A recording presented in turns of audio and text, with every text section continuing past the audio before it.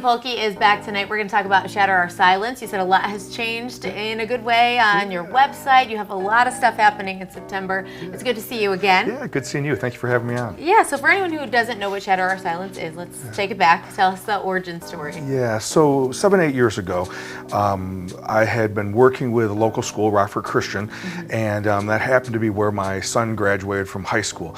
Unfortunately, very small school, and 100 kids in a class about, and 3 of their classmates had died as a result of suicide. And after that last one died, and going to that third funeral and watching the impact on the students and the staff and the parents, knew I had to do something more and had no idea what that was. And so I reached out to Xavier Whitford. She unfortunately was one of the moms of one of the boys that died. And so we got together and what could we do to raise some awareness, and worked with a couple different companies, and that's where we came up with the concept of how do we shatter all of our silence around the factors that lead to young adult suicide. Yeah, so since then you've really moved into being a resource for so many people, especially during September, which is Suicide Awareness Month.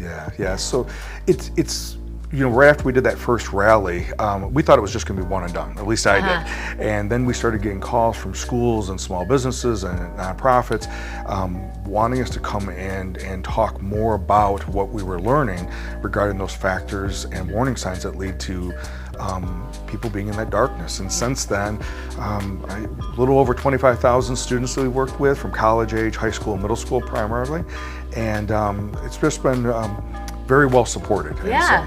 Well, it's so important too because 20, 30 years ago, no one talked about this. Yeah. No one. Yeah. And then when I was growing up, it was like maybe a little bit, but I think it was a fear of talking about something may lead to something negative instead of leading to something positive. And thankfully, we're not in that space anymore. Yeah, and I think that's 100% right. I think the myths that we had around talking about suicide have really been broken now. And some of it there's been a lot of celebrities that have come out. There's been a lot of ground level efforts, like we have a lot in the Rockford area, talking about mental health, talking about suicide, suicide awareness, and what we can do to prevent that. So I think all those combined efforts really have made a difference, where it's not really about is it okay to talk about it? It's really now what do we do about it? Right. I know something big that happened nationally is the suicide hotline. Yes. Yeah. It used to be a regular phone number,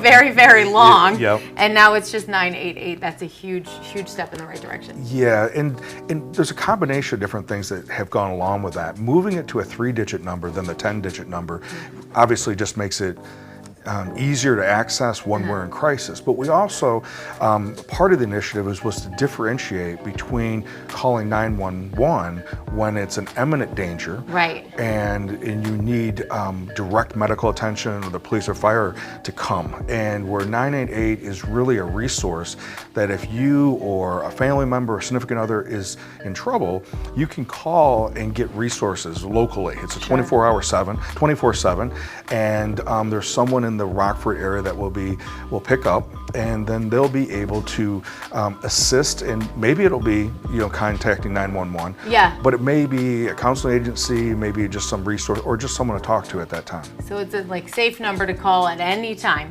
Which is great. And it's for the significant others as well, which is something that a lot of people I don't think really knew. Yeah, I think that's a big mental change to realize it is for anyone who has any questions or anything that they want to talk about, which is what your website is for too. Exactly. Yeah, so tell us how that's changed.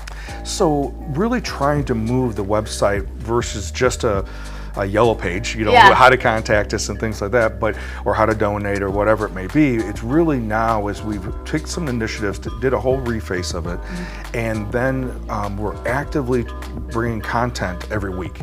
And so that's a big part of it. We have videos that we're doing. If I'm doing a training locally, that'll be on there as well. But really the big initiative in the last 2 months is being able to put out weekly content or information.